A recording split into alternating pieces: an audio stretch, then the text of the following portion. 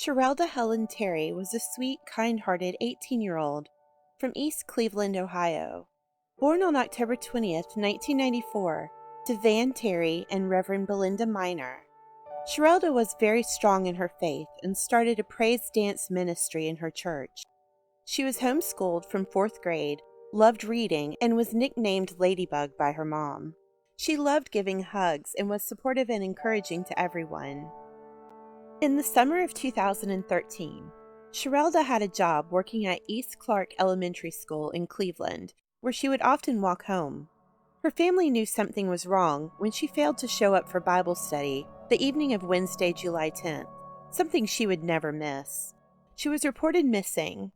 Surveillance cameras along her route home from the school caught her walking alone eastbound on East 148th Street and St. Clair. Her family insisted she would never get into some stranger's vehicle willingly. Family and friends set up tables and tents along the route to bring awareness and hand out flyers, put up missing posters, and begging for anyone with any information to come forward. Every day they would return, ready to do it again and again, for nearly 2 weeks.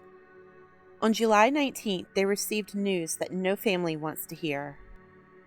A cable company employee called law enforcement reporting a foul odor coming from a garage in the Glenville neighborhood in East Cleveland. The garage was adjacent to the building that housed the cable company, other businesses, and had apartments on the second level. Police discovered a large garbage bag jammed between a car and a wall in one of the garages.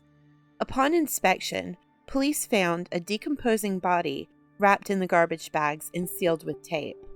It was the body of 18-year-old Shirellda Terry. While searching the area the next day, the police found a second trash bag in a brush pile behind the garage, at the edge of the field between the building and an abandoned house. In it, they discovered the remains of 28-year-old Shirellda Terry, who had not been seen since September of 2012. She had called her mother to say she was stopping by to borrow some money, but never showed. She left behind a 12-year-old daughter. As if Sheely's family hadn't suffered through enough, her 25-year-old brother, Dontel Sheely, had recently been shot and killed on East 99th Street in Cleveland. A third garbage bag was found in the basement of the abandoned house on the other side of the field. Inside was the body of Angela Deskins, 38, missing since May of 2013. She had been homeless, but was well liked in the neighborhood. She was wrapped with electrical cord and had a belt cinched around her neck.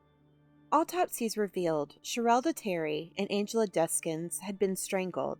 Shirellda had also been sexually assaulted and mutilated. Sheely had a deep bruise on her face that likely occurred while she was alive, but decomposition made it impossible for the medical examiner to determine a precise cause of death. The garage was used by several of the apartment's tenants. The car where one bag was jammed beside belonged to one of them, then 35-year-old Michael Madison, a registered sex offender due to a 2002 conviction of attempted rape. He had previous drug-related charges and was a father of 2. With a search warrant, law enforcement combed through his apartment. They discovered DNA evidence that connected Shirellda Terry and Angela Deskins to Madison. An arrest warrant was issued, and after a brief standoff at his mother's home, Madison was taken into custody. During his interrogation, he admitted to murdering Shirellda Terry and Angela Deskins, but said he couldn't recall killing Shirellda Terry, though stated he remembered placing her body in the garbage bag. He signed a 4-page confession saying he choked Shirellda Terry, left her in his apartment to go out drinking. Upon his return, he put her in multiple trash bags and moved her to the garage where he left her for months, before moving her outside into the field. Madison at some point had met Shirellda Terry and lied to her, claiming he was 25 with no kids, according to texts brought up at his trial. He claims to have invited her to his apartment, but did not remember killing her. He also claimed he had no recollection of any details of Angela Deskins' murder. Madison's ex-girlfriend said he was obsessed with Anthony Sowell, known as the Cleveland Strangler, who murdered 11 women whose bodies were found in his home in 2009. The ex-girlfriend claimed Michael Madison would watch YouTube videos of Sowell's case and express sympathy for the killer and anger towards the victims. Sewell died of a terminal illness while on death row in 2021. A grand jury indicted Michael Madison on 2 counts of aggravated murder for each of the 3 victims, which allowed for the death penalty specification that alleges the murders were part of the course of conduct involving the purposeful killing or attempt to kill 2 or more victims, along with charges of gross abuse of corpse, kidnapping, sexual assault of Shirellda Terry, and 1 count of weapons possession by an ex-convict. After deliberating for less than a day, on May 5, 2016, a jury found him guilty of all but 1 charge and recommended the death sentence. His defense attorneys never argued whether Madison was guilty or not. Instead, they tried to spare him the death penalty, claiming no premeditation. On June 2, 2016, Cuyahoga Common Pleas Judge Nancy R. McDonnell sentenced Madison to death. During the sentencing, family had the opportunity to address the court. Van Terry, Shirellda's father, had taken all he could to that point as Madison sat smiling at him as he had done throughout the trial, showing no remorse. Mr. Terry lunged at Madison. Father Shirellda Terry. Right now, I guess we're supposed to, in our hearts, forgive this clown. You touched our families, taken my child.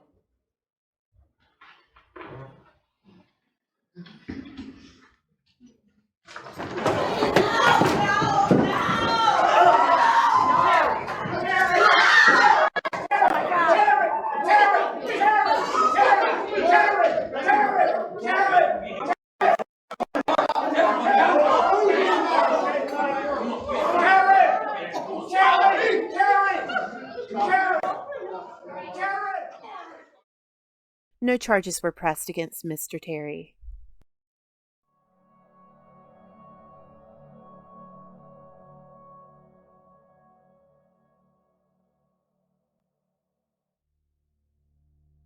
The Ohio Supreme Court heard an automatic appeal from Madison's defense attorney. They ruled unanimously that the death penalty was justified for the murders of Shirellda Terry, Shatisha Sheely, and Angela Deskins.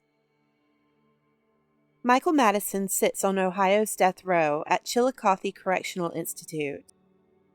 On June 22, 2019, Michael Madison's 62-year-old mother, Diane Madison, was stabbed to death in her head, neck, and arm as she slept. 3 of her grandchildren were also injured in the attack.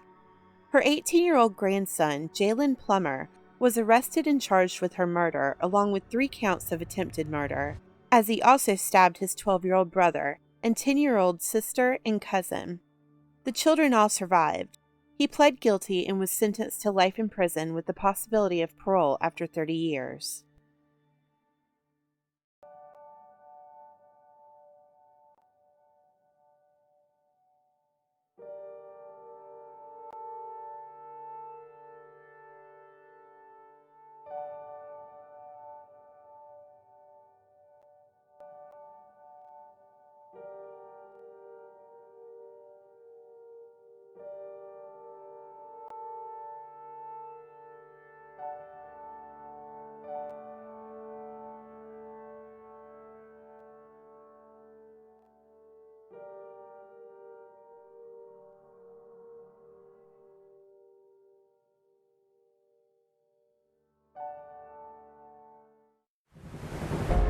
Thank you for watching Justice Calls.